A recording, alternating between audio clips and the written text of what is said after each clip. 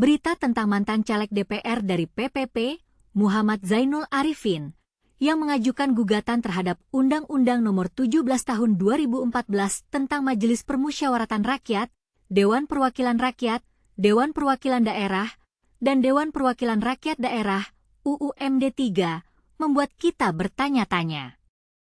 Mengapa Zainul Arifin melakukan hal ini? Apakah gugatan ini berarti bahwa dia tidak puas dengan sistem politik yang ada? Zainul Arifin meminta Mahkamah Konstitusi (MK) membatasi anggota legislatif hanya boleh menjabat 2 periode. Dia mempermasalahkan Pasal 76 Ayat 4, Pasal 252 Ayat 5, Pasal 318 Ayat 4, dan Pasal 367 Ayat 4 UUMD 3. Menurutnya, kursi DPR didominasi oleh wajah lama, dan dia harus bersaing dengan caleg-caleg petahana. Data dari CSIS menunjukkan bahwa 56,4% calon anggota DPR terpilih merupakan orang yang pernah menjabat di DPR sebelumnya. Sementara, 43,6% merupakan pendatang baru.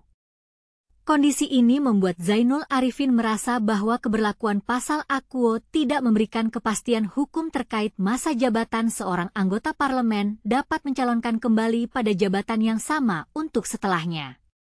Akibatnya, ketidakpastian hukum tersebut berujung pada tidak adanya batasan terhadap periodisasi anggota parlemen. Zainul Arifin mengatakan bahwa tidak adanya pembatasan periode jabatan anggota legislatif telah merugikan hak konstitusionalnya. Dia mengatakan harusnya anggota DPR, DPD, DPRD Provinsi, dan DPRD Kabupaten Kota dibatasi hanya 2 periode.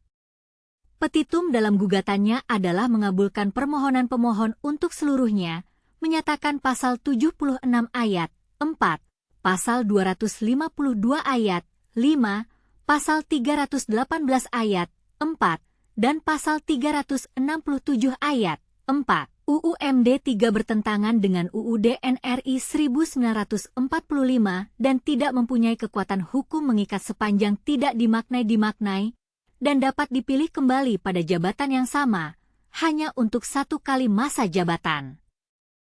Apakah gugatan ini akan berhasil? Apakah Mahkamah Konstitusi akan membatasi anggota legislatif hanya boleh menjabat 2 periode?